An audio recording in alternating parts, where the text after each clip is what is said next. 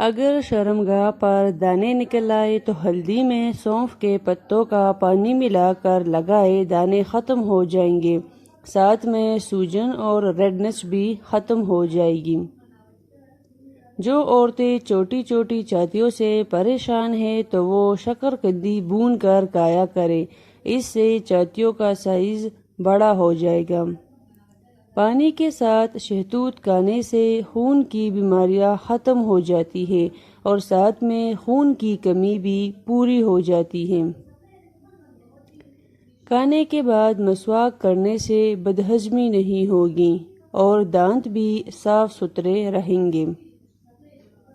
ادرک میں عرق گلاب اور دہی ملا کر چہرے پر لگانے سے برسوں پرانی جھریاں ختم ہو جائیں گی۔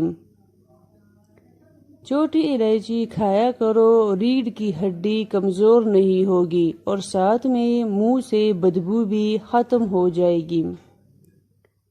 روٹی پکاتے وقت توے پر تھوڑا سا نمک چھڑکنے سے روٹی جلے گی نہیں اور پٹے گی بھی نہیں۔ مرچ والی چیزیں نہ کھایا کرو ورنہ قبض ہو جائے گا۔ جامن کے پتے چبانے سے گلا خراب نہیں ہوگا۔ ہر تیسرے دن اپنے گھر کے دروازے اور کھڑکیاں کھول کر گھر میں سورۃ البقرہ کی ریکارڈنگ چلائے تو آپ کو بذات خود اپنے اور اپنے گھر والوں میں بہتری محسوس ہوگی اور ایک دلی سکون بھی ملے گا۔ نہانے سے پہلے ایک لیموں نہانے والے پانی میں نچوڑیں، آپ کو مہنگے پرفیوم استعمال کرنے کی ضرورت نہیں ہوگی۔ عرق گلاب، گلیسرین اور لیموں کا رس ہم وزن ملا کر فریج میں رکھ دیں، یعنی کہ تینوں کو ملا کر ایک پیسٹ سا بنا لیں اور بوتل میں ڈال کر فریج میں رکھ دیں اور روزانہ ہاتھوں اور پاؤں پر لگائیں، اس سے ہاتھ اور پاؤں نرم اور سفید ہو جائیں گے۔